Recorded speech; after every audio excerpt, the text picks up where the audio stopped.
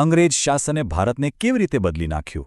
આ માત્ર ઇતિહાસના પાનાઓની વાત નથી, પણ આપણા આજના ભારતની કહાણી છે. તો ચાલો આપણે સાથે મળીને જોઈએ કે કેવી રીતે એક પ્રાચીન અર્થવ્યવસ્થાએ એકદમ આધુનિક સ્વરૂપ લીધું અને એની કિંમત શું ચૂકવવી પડી. આ બે તસવીરો જુઓ. એક તરફ પરંપરાગત ભારતની ઝલક અને બીજી તરફ બ્રિટિશ રાજની એ ભવ્ય શાનદાર ઇમારતો. આ ખાલી બે અલગ અલગ બાંધકામ નથી, પણ બે આખા યુગની વાર્તા છે. એકનો અંત અને બીજાની શરૂઆત. તો મૂળ સવાલ એ જ છે કે આટલું મોટું પરિવર્તન, આટલો મોટો બદલાવ આવ્યો કેવી રીતે? કયા શહેરો ઇતિહાસના પાનામાં ખોવાઈ ગયા અને કયા નવા શહેરોએ એમની જગ્યા લીધી?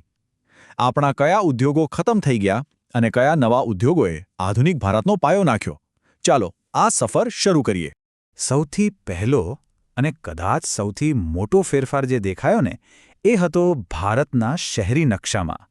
સત્તાના કેન્દ્રો બદલાઈ રહ્યા હતા અને એની સાથે આખા દેશનો ચહેરો પણ બદલાઈ રહ્યો હતો. જો અંગ્રેજો આવ્યા એ પહેલાં પાવર ક્યાં હતો? મુર્શિદાબાદ, ઢાકા, સુરત જેવા શહેરોમાં.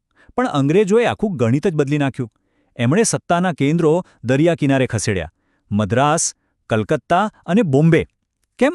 કારણ એકદમ સાફ હતું: વેપાર. એમને એવા બંદરો જોઈતા હતા જ્યાંથી ભારતનો કાચો માલ સહેલાઈથી ઇંગ્લેન્ડ મોકલી શકાય અને ત્યાંથી બનેલો તૈયાર માલ અહીંના બજારોમાં વેચી શકાય. અને આ બદલાવનું સૌથી મોટું ઉદાહરણ જોવું હોય તો દિલ્હીને જુઓ. 1803માં દિલ્હી જીતી લીધું, પણ એને રાજધાની બનાવવા માટે 1911 સુધી રાહ જોઈ. અને પછી જૂની દિલ્હીની બાજુમાં જ એક આખું નવું શહેર ઊભું કરી દીધું: નવી દિલ્હી. આ ખાલી એક શહેર નહોતું, આ તો બ્રિટિશ તાકાતનું જીવંત પ્રદર્શન હતું. શહેરો તો બદલાયા, પણ આ બદલાવની અસર ભારતના એ પરંપરાગત ઉદ્યોગો પર શું થઈ જેની દુનિયાભરમાં બોલબાલા હતી? ચાલો હવે એની વાત કરીએ. અને સાચું કહું તો આ કહાણીનો એક દુઃખદાયક ભાગ છે. તો થયું એવું કે બ્રિટનમાં આવી ઔદ્યોગિક ક્રાંતિ, મશીનોથી ધડાધડ માલ બનવા લાગ્યો અને આ મશીનોથી બનેલો માલ ભારતમાં હાથથી બનતા માલ કરતાં ઘણો સસ્તો હતો. પરિણામ, ભારતના બજારો વિદેશી માલથી છલકાઈ ગયા. આપણા કુશળ કારીગરો આ મશીનો સામે ટકી જ ન શક્યા.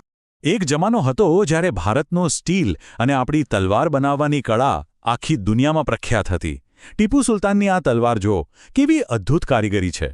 પણ ઔદ્યોગિક ક્રાંતિ પછી આ ઉચ્ચ ગુણવત્તાવાળા ગૃહ ઉદ્યોગો બ્રિટનથી આવતા સસ્તા માલ સામે ટકી ન શક્યા અને ધીમે ધીમે ઇતિહાસ બની ગયા. એ સમયના ગવર્નર જનરલના આ શબ્દો પરિસ્થિતિ કેટલી ગંભીર હતી એ બતાવે છે. લાખો વણકરો જે પેઢીઓથી આ કામ કરતા હતા, એ બધા બેરોજગાર થઈ ગયા.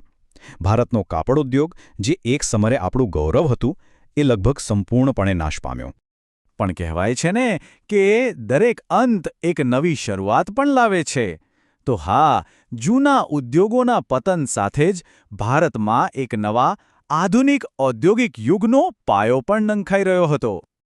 19મી સદીનો મધ્યભાગ આધુનિક ભારતના ઇતિહાસમાં ખૂબ જ મહત્વનો છે. 1853માં પહેલી રેલવે દોડી. બરાબર એક વર્ષ પછી 1854માં પહેલી કાપડની મિલ શરૂ થઈ અને પછી 1904માં આવ્યો પહેલો મોટો સ્ટીલ પ્લાન્ટ. આ તારીખો ભારતના નવા ઔદ્યોગિક યુગની શરૂઆત હતી. આધુનિક કાપડ ઉદ્યોગનો વિકાસ તો જબરદસ્ત થયો, ખાસ કરીને બોમ્બે અને અમદાવાદ જેવા શહેરોમાં. અમદાવાદમાં તો એટલી બધી મિલો સ્થપાઈ કે લોકો એને ભારતનું માન્ચેસ્ટર કહેવા લાગ્યા. આ એક નવા ભારતની તસવીર હતી. 1904 આ વર્ષ ભારતીય ઉદ્યોગ માટે એક સીમાચિહ્નરૂપ છે. કેમ?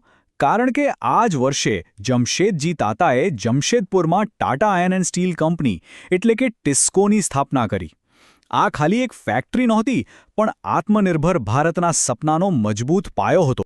સારું, તો હવે નવા શહેરો બની ગયા, નવા ઉદ્યોગો શરૂ થઈ ગયા, પણ આ બધાને જોડવા માટે એક એવી માળખાકીય સુવિધાની જરૂર હતી જેણે આખા દેશનો ચહેરો જ બદલી નાખ્યો. અને એ વસ્તુ હતી રેલવે. 1853થી આખા ભારતમાં રેલવેના પાટાનું જાળું બિછાવવામાં આવ્યો. અંગ્રેજોનો હેતુ બહુ સ્પષ્ટ હતો. એક, દેશના ખૂણે ખૂણેથી કાચો માલ બંદરો સુધી પહોંચાડવો, અને બીજું, જરૂર પડે તો પોતાના સૈનિકોને ઝડપથી એક જગ્યાએથી બીજી જગ્યાએ પહોંચાડવા. એટલે રેલવે ખાલી પાટા પર દોડતી ટ્રેન નહોતી, એ તો નવી અર્થવ્યવસ્થાની ધમનીઓ સમાન હતી. એણે ગામડાઓને બંદરો સાથે જોડ્યા અને ભારતને દુનિયા સાથે જોડ્યું. અને એની આસપાસ તો નવા શહેરો અને બજારો વિકસવા લાગ્યા. તો અંતે બ્રિટિશ રાજનો વારસો કેવો કહેવાય? એના બે ચહેરા છે.